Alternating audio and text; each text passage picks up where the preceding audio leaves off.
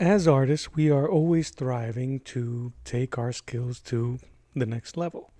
Join me today as I share with you the importance of studying art, its masters, so that we can take our own art skills to the next level. Welcome and welcome back to my channel, Art of the Round. My name is Mello. Many artists today, including myself, struggle all the time to improve their painting skills. Practice does help, but we need a little help sometimes. You might find yourself stuck in a rut, painting the same old subjects, or using the same old techniques without any real progress. Another challenge is a lack of technical knowledge. You might have a great idea in your mind, but without the skills to execute it, you're kind of left feeling frustrated and defeated. And it's really easy to get caught up in the pressure to produce perfect work. We've all gone through it, which can lead to fear of experimentation and trying new things.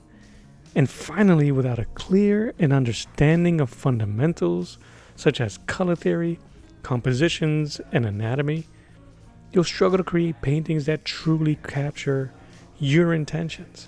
Listen, I am no scholar of art. I'm not a teacher.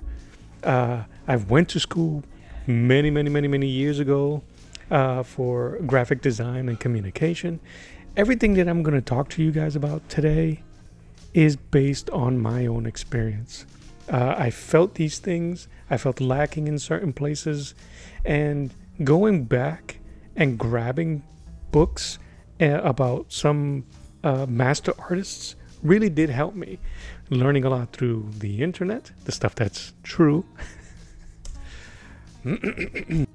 But this, whether you're a seasoned artist, if you're just starting out, or if you're someone like me that's kind of in between, I've been drawing for maybe a little over 30 years, maybe painting for about 10 to 15 of those, and never really in a consistent manner. I started with markers.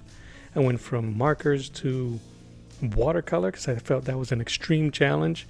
I did watercolor for about a year and a half, and then recently, starting early this year in January 2024, is gouache. And because I didn't study those in a classroom setting, a lot of the challenges that I faced were overwhelming.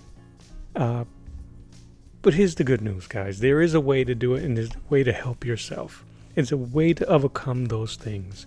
And one of those is by analyzing the work of other artists, past and present. And it doesn't even have to be for painting. If you're a sketch artist or you're a comic book artist, go back and look at stuff from, well, I'm going to age myself, but not that far off. McFarlane, Jim Lee, even Rob Liefeld. I know people be clowning on him.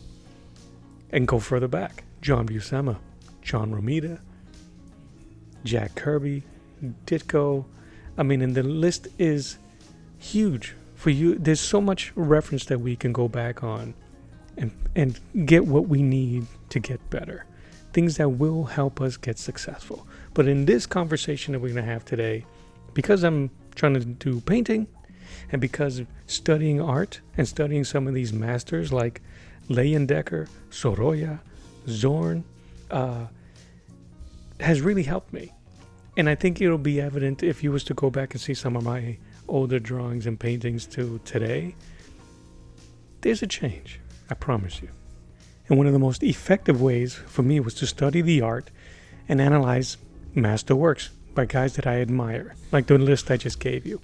And I was able to break down some of their paintings into individual sections, allowing me to gain a deeper understanding of what they may have been thinking or their process. Listen, clearly, what I'm painting in front of you is not a note subject.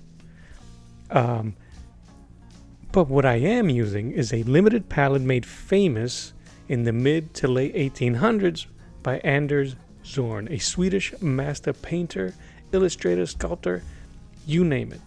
And this palette consists of 4 colors: white, ivory black, yellow ochre, and vermilion. I'm using Hemi gouache. Hemi gouache doesn't have vermilion, blah, blah, blah. They use Pan Show. But I mean, I wasn't trying to study brushstrokes. I wasn't trying to study the way he layered his paints or his process. I was just trying to understand why he chose these colors. And you can tell from the versatility of it why it's such an amazing palette.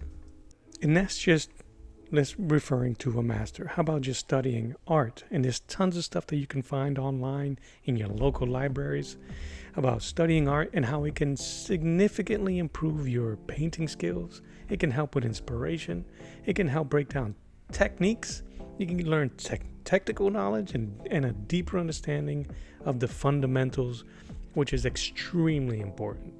And again, whether you're a seasoned artist, if this is your first painting, your last painting, or everywhere in between, an education in art, in any which way that you grab it, will help you overcome a ton of challenges, including lack of inspiration, including lack of technical knowledge, and it'll begin to remove the pressure to produce perfect work.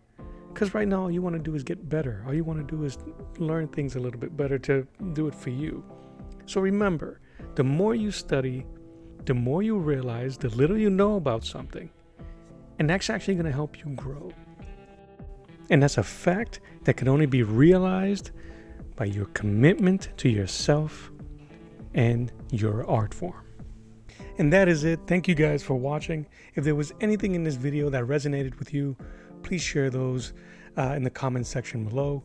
Make sure you come back for my next video. In that, I'll be showing you how I use the exact same palette that I used to paint this picture to paint a darker skin tone. And that's going to be cool. I can't wait to share that with you guys also. You can get notified when that comes out by subscribing. As always, guys, thank you so much for watching. My name is Mello.